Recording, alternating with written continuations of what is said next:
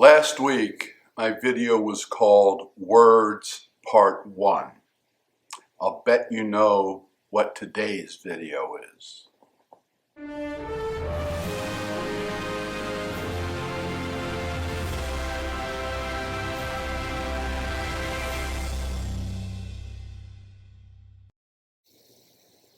Shalom, my friends. Yes, Words Part 2. A quick review. Last week I mentioned a Hebrew word, davar, and that means both word and thing. The plural of the word davar is devarim, and it is that form of the word that I will be talking about today. It's the second word in the book of Deuteronomy. The Hebrew begins, Elah ha-devarim. These are the words that Moses spoke to the Israelite people. The verse goes on in that manner. But remember that biblical Hebrew was originally written without any vowels. It was only consonants. So if you take the second word of the book of Deuteronomy, devarim, which means words in the plural, with the exact same consonants, you can spell the word devorim, and that means bees.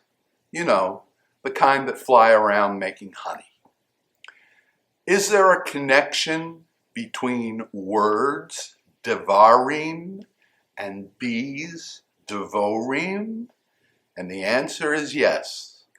Both can sting. Now let's unpack this a little bit.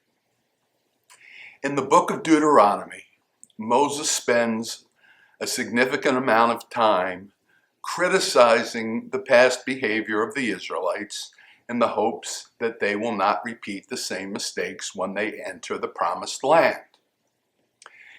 At the end of the book, Moses dies. Now let's go back to bees. Bees sting, like words can sting. When a bee stings, what happens? The bee dies. There's a rabbinic homily that says Moses died at the end of the book of Deuteronomy because it was so painful to him to have to say stinging words to his community, to the Israelite nation. There's a beautiful teaching that comes from this idea. I first heard it from my friend Rabbi Harold Kushner of blessed memory. And this is what he said. He said, just as Moses died from the pain of criticizing the Israelites, so should you judge criticism by the following criterion. Look at the person who is being critical of you and ask yourself the following question. Is this critique painful for the other person to give? Does it hurt the other person to be critical of you? If the answer is yes, it's likely worth paying attention to whatever the person has to say. But if the answer is no, then it's more likely that what they have to say is not something that you have to invest a great deal of emotional energy in. It's easy to criticize. People can throw off criticism left and right, never think twice about it. But it's that occasion when someone cares so much about you that they have to share with you something that is negative. That's when you pay attention to it. And that is part 2 of our mini-series on words. They are real things. They can sting, but is the result of the criticism like a bee?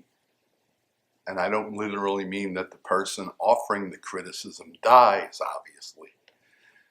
But if they pay a price, an emotional price, for being critical of you, it's probably a critique worth hearing. What do you think of that idea? Share your thoughts in the comments box below the video. I appreciate the fact that we are growing as a channel, and you can help the channel to grow in a couple of ways, one of which is simply give this video a thumbs up on YouTube. That helps to get it in front of more viewers. And of course, subscribing to the channel is a great way to help. It costs you nothing. All you have to do is be logged into YouTube.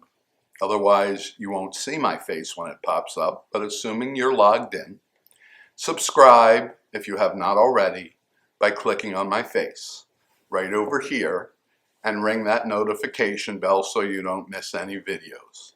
You can also watch another one of our videos. Usually I've been putting up last week's video. This week I'm trying something a little different. Try one of our other videos by clicking on its icon right over there. And with that, my friends, as ever, Shabbat Shalom.